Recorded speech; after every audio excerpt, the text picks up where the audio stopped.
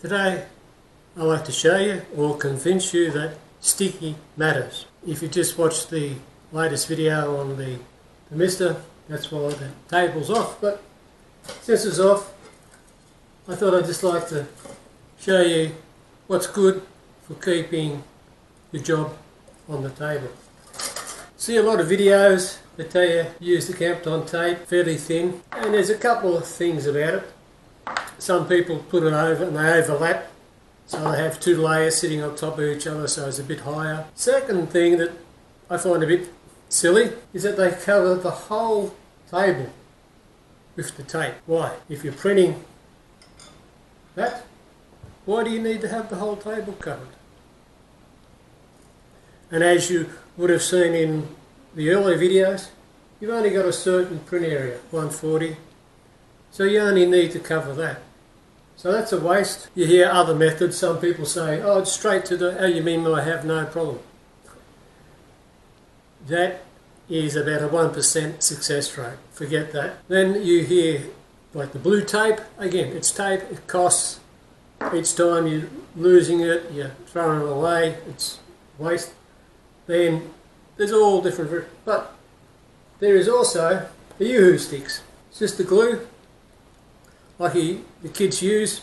This is the Yoo-hoo one, and this is the other type, which is from Aldi. This was $1.45 on special, about $2.50, and this whole set was $1.89. They call this one magic because when it goes on it's purple, and when it dries out it's clear. But it's the same as they call this one vanishing. So what it looks like, what you have to do, if you're going to print this, you know where the centre of your table is. So, just like women putting on lipstick, that's all you have to do. You can put it on the table when it's cold or hot. Cold is probably easier when you start, but then, when you remove it, you can get a little drop of water on your finger, wet it, mix it up, and it then flows back again and coats it.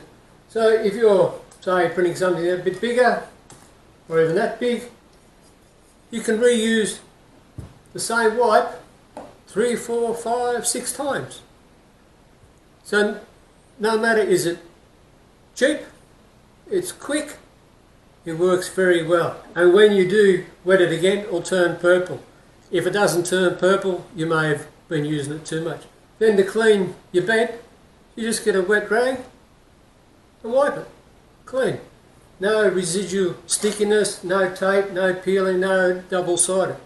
So that's where sticky matters, and it works well. But we'll come to when it is sticky. You've put it on, you printed your job, beautiful. Buzzers are gone, printers stop printing. But if you get your, I prefer plastic type ones rather than metal, saves you scrape and all that. To get your job off, just say you pick a corner.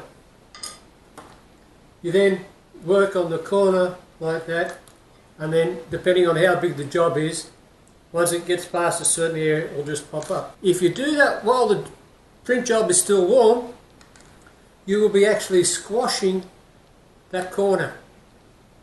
You need to let it cool down until the plastic has a chance to solidify before you start peeling. So look at your job when you've taken it off. There's a nice flat area and it's curved on the corner and distorted. It's because you're peeling it off too quick. Also, when you are trying to remove something, don't try to pull it up. Remember the principle with the magnets. You can get the modern magnets that rare earth that stick like anything, hard to pull apart, but they slide off. So if you want to remove magnets, you slide them away. Same as this. You rotate it so you have the shear point, so as it shears off.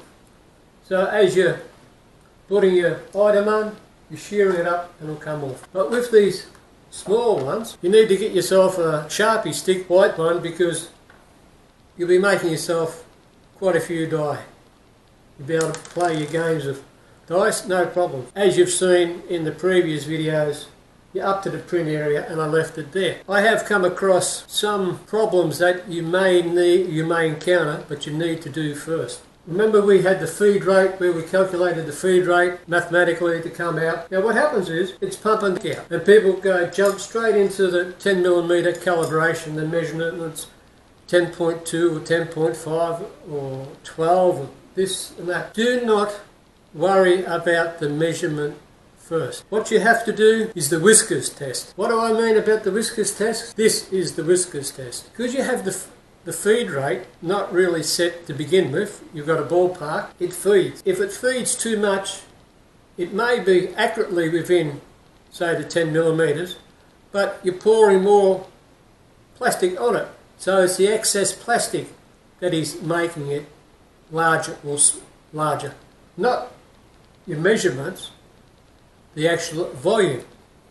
So before you try to get dimensionally accurate, get your feed rate accurate. And one other thing too I noticed, that when it's printing, if it is excess plastic, the nozzle is actually ploughing the field. So it's got a bow wake and the plastic is getting around the nozzle and it's pushing it through because it's thinking it's putting in, say, 0.1 of a mil thick of plastic, but you're pumping 1.5 or 2 through.